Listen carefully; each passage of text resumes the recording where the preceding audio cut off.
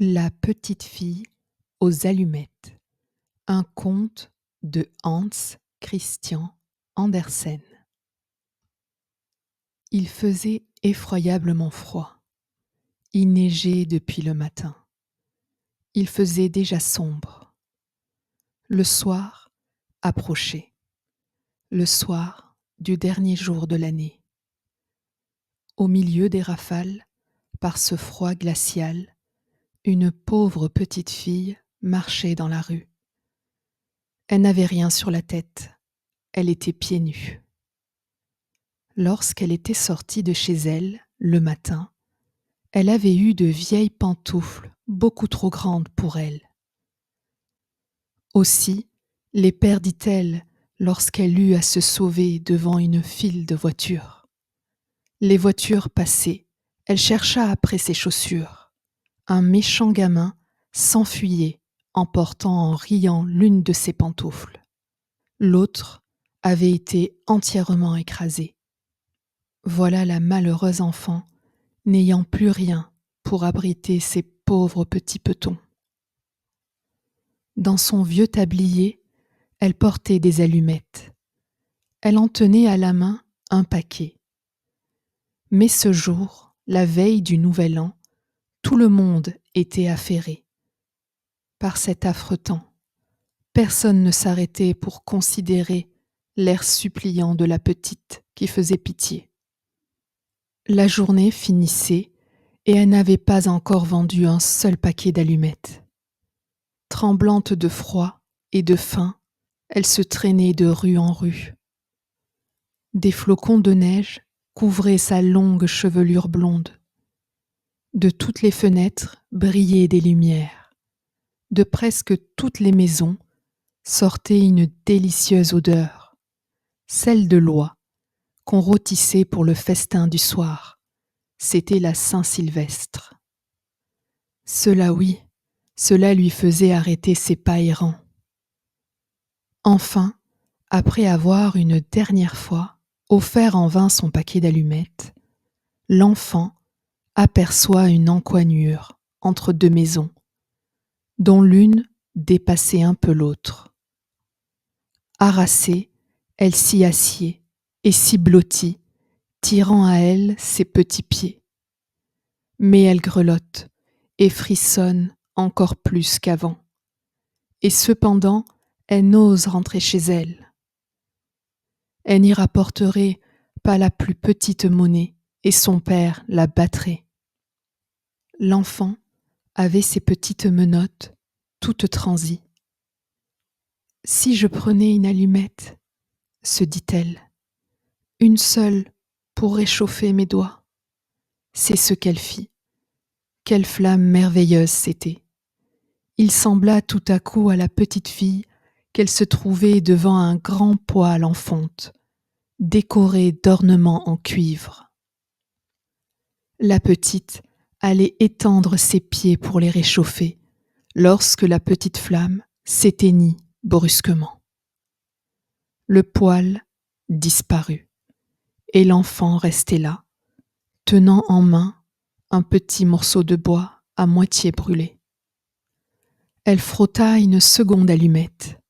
La lueur se projetait sur la muraille qui devint transparente.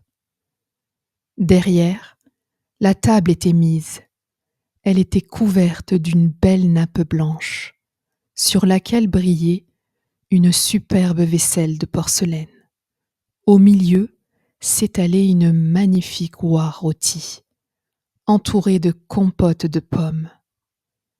Et voilà que la bête se met en mouvement, et avec un couteau et une fourchette fixée dans sa poitrine, vient se présenter devant la pauvre petite.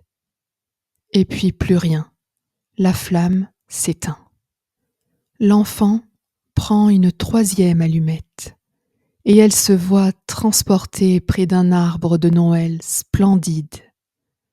Sur ses branches vertes brillaient 1000 bougies de couleurs. De tous côtés pendait une foule de merveilles.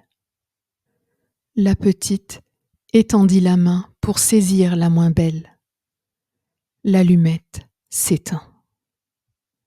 L'arbre semble monter vers le ciel et ses bougies deviennent des étoiles.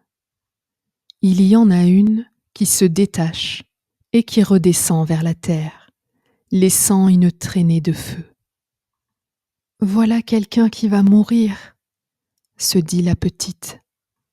Sa vieille grand-mère, le seul être qu'il avait aimé et chéri, et qui était morte il n'y avait pas longtemps, lui avait dit que lorsqu'on voit une étoile qui file, d'un autre côté, une âme monte vers le paradis. Elle frotta encore une allumette. Une grande clarté se répandit, et devant l'enfant se tenait la vieille grand-mère. « Grand-mère !» s'écria la petite. « Grand-mère, emmène-moi. Oh, tu vas me quitter quand l'allumette sera éteinte. Tu t'évanouiras comme le poêle si chaud, le superbe rôti d'oie, le splendide arbre de Noël. Reste, je te prie, ou emporte-moi. » Et l'enfant alluma une nouvelle allumette, et puis une autre, et enfin tout le paquet, pour voir la bonne grand-mère le plus longtemps possible.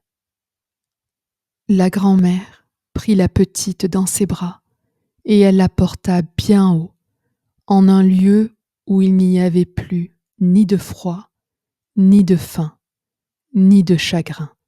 C'était devant le trône de Dieu. Le lendemain matin, cependant, les passants trouvèrent dans l'encoignure le corps de la petite. Ses joues étaient rouges, elle semblait sourire. Elle était morte de froid pendant la nuit qui avait apporté à tant d'autres des joies et des plaisirs. Elle tenait dans sa petite main, toute raidie, les restes brûlés d'un paquet d'allumettes. « Quelle sottise !» dit un sans-cœur. « Comment a-t-elle pu croire que cela la réchaufferait ?» D'autres versèrent des larmes sur l'enfant. C'est qu'ils ne savaient pas toutes les belles choses qu'elle avait vues pendant la nuit du Nouvel An. C'est qu'ils ignoraient que si elle avait bien souffert, elle goûtait maintenant dans les bras de sa grand-mère la plus douce félicité. Un like et un abonnement, ça fait toujours plaisir et ça m'aide à continuer. Merci et à bientôt.